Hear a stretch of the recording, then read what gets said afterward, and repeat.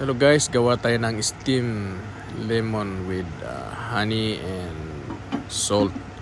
Pero ang gamit naming salt, Himalayan salt, natural yan, organic salt.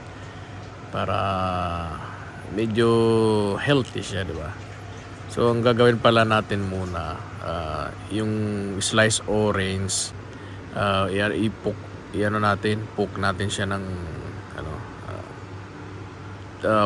tinidor. Tapos saka natin siya lagyan ng asin. At saka ilagay natin dyan pakuluan. Ilagay natin siya sa bowl para mag-i-steam siya. So pagka-steam na niya, lagyan natin na siya ng honey.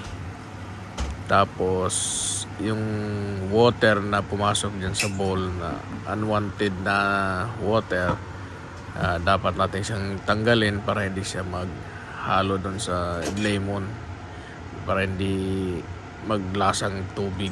So kailangan natin siyang tanggalin. So after nyan, ilagay natin yung honey ngayon doon sa taas ng lemon na na-steam na natin. Pagkatapos, pag nalagay na yung honey, hayaan natin siya for about 5 minutes. Tapos pag naka 5 minutes niya, saka nyo siya i-squeeze.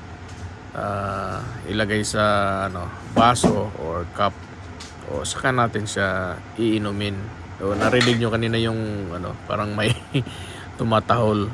So yun ang tatanggalin natin, ubo. So kaya gumawa kami niyan. So maraming salamat sa inyong panonood. Hopefully kung nagustuhan nyo yung video, pwede nyo ring gayahin yan. Tsaka madali lang naman yan gawin. Bili ka lang ng 2 orange. Pag medyo mahal, dito na lang sa kalamansi, kung anong merong available sa inyo dyan. So maraming salamat sa panonood ulit, and God bless you all. Saan man kayo naroon. Be healthy and keep safe always. Bye bye.